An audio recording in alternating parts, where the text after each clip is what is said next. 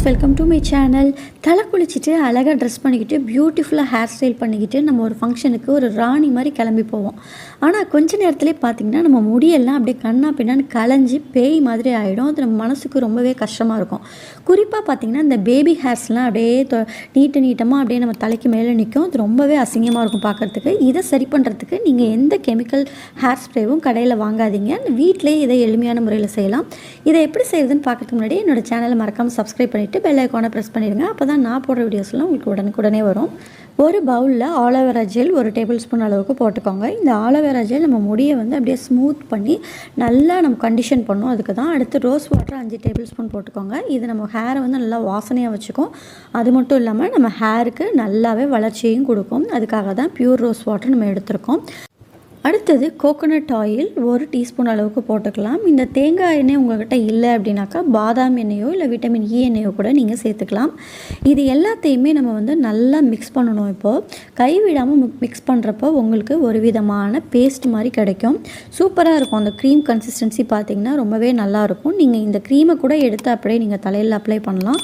But ஆனால் இதை நம்ம ஸ்ப்ரேவாக யூஸ் பண்ணுறதுக்கு இது கூட வந்து நான் வந்து இப்போது ஒரு 50 ml வந்து வாட்டர் மிக்ஸ் பண்ணிக்க போகிறேன். 50 ml அதாவது அரை கப் அளவுக்கு வாட்டர் மிக்ஸ் பண்ணி நல்லா இதை வந்து மிக்ஸ் பண்ணுங்கள்.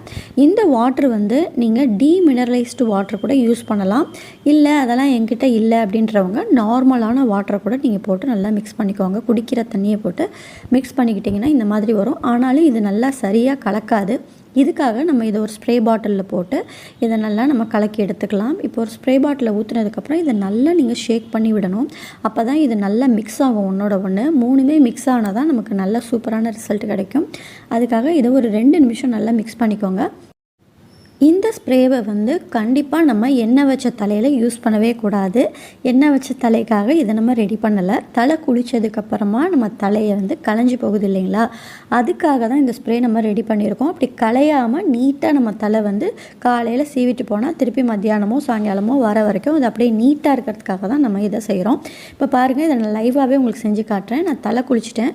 கொஞ்சம் நேரம் ஹேர் ஸ்டைல் பண்ணதுக்கப்புறம் எப்படி தலையில் பேபி ஹேர்ஸ்லாம் தூக்கிட்டு இருக்கு பாருங்கள். என்னோட இந்த முடி கூட வந்து ரொம்பவே ட்ரையாக இருக்குது. தலை குளிச்சுட்டு வந்ததுக்கப்புறம் சிக்காக இருக்காப்புல இருக்குது, ட்ரையாக இருக்காப்புல இருக்குது. இப்போ வந்து நான் இந்த ஸ்ப்ரேவை என் தலையில் போட்டு காட்டுறேன் உங்களுக்கு. இது எப்படி சூப்பராக ஸ்மூத்தாக்குது ஹேரை அப்படின்றத மட்டும் பாருங்கள்.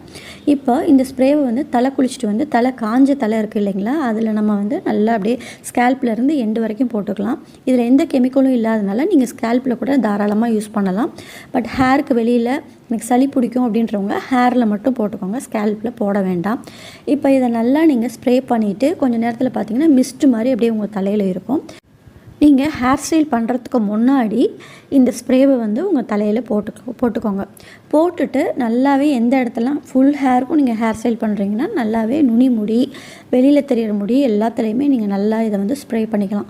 ஸ்ப்ரே பண்ணிவிட்டு இதை வந்து நீங்கள் சீப்பை வச்சு நல்லா சீவி விடுங்க. சீவி விட்டுட்டு அதுக்கப்புறம் உங்களுக்கு என்ன ஹேர் ஸ்டைல் வேணுமோ அந்த ஹேர் ஸ்டைலை போட்டுக்கோங்க. இந்த ஸ்ப்ரேவை போட்டதுக்கப்புறம் இது ஹோம்மேடுங்கிறதுனால நீங்கள் அதுக்கப்புறம் தான் ஹேர் ஸ்டைல் பண்ணணும். அப்போ தான் அது நிற்கும். இது வந்து நம்ம பார்ட்டிக்கு போயிட்டு வர வரைக்கும் களையாமல் அப்படியே உங்கள் ஹேர் சூப்பராக இருக்கும். இந்த ஹேர் செட்டிங் ஸ்ப்ரேவை வந்து நீங்கள் ஃப்ரிட்ஜுக்குள்ளே வச்சு 5 நாள் வரைக்கும் யூஸ் பண்ணலாம். அதுக்கு மேலே இது மிச்சம் இருந்தாலும் நீங்கள் யூஸ் பண்ணாதீங்க, தூக்கி போட்டுருங்க. 5 நாள் வரைக்கும் தான் நீங்கள் யூஸ் பண்ண முடியும். இதை ரூம் டெம்பரேச்சருக்கு மாற்றிட்டு அதுக்கப்புறமே யூஸ் பண்ணுங்கள். ஜில்லுன்னு யூஸ் பண்ணாதீங்க, சளி பிடிக்கும். இதுவே டீமினரலைஸ்டு வாட்டரில் நீங்கள் செஞ்சுருந்தீங்க அப்படின்னாக்க தாராளமாக நீங்கள் ஒரு 15 நாட்கள் வச்சு வரைக்கும் யூஸ் பண்ணலாம். இந்த ஸ்ப்ரேவை போட்டு நம்ம தலையை சீவின அந்த நிமிஷத்துலேருந்தே நம்ம ஹேர் வந்து ரொம்ப ஷைனிங்காக இருக்கும். நம்ம டல்னஸ்லாம் போயிடும், ட்ரைனஸ் போயிடும். ரொம்ப சூப்பராக இருக்கும் ஹேர் பார்க்குறதுக்கு. பார்லரில் போய் நம்ம ஒரு ஹேர் ஸ்டைல் பண்ணும்போது அதுக்கு இந்த மாதிரி ஸ்ப்ரே அவங்க யூஸ் பண்ணுறது முழுக்க கெமிக்கல். அது நம்ம ஹேருக்கு நல்லதில்லை. அந்த ஹேர் ஸ்டைல் நம்ம களைச்சதுக்கப்புறம் வீட்டுக்கு வந்தோன்னா கொஞ்சம் நாளில் முடியெல்லாம் கொட்ட ஆரம்பிச்சிடும். அதனால் யூஸ் பண்ணாதீங்க. இந்த பதிவு உங்களுக்கு பிடிச்சிருந்ததுன்னா மறக்காமல் லைக் போட்டுட்டு என்னோடய சேனலை சப்ஸ்கிரைப் பண்ணிவிட்டு பெல் ஐக்கானை ப்ரெஸ் பண்ணிடுங்க. அப்போ தான் நான் போடுற பதிவெல்லாம் உங்களுக்கு வரும். இந்த வீடியோவை உங்கள் ஃப்ரெண்ட்ஸ் அண்ட் ஃபேமிலிக்கு ஷேர் பண்ணுங்கள்.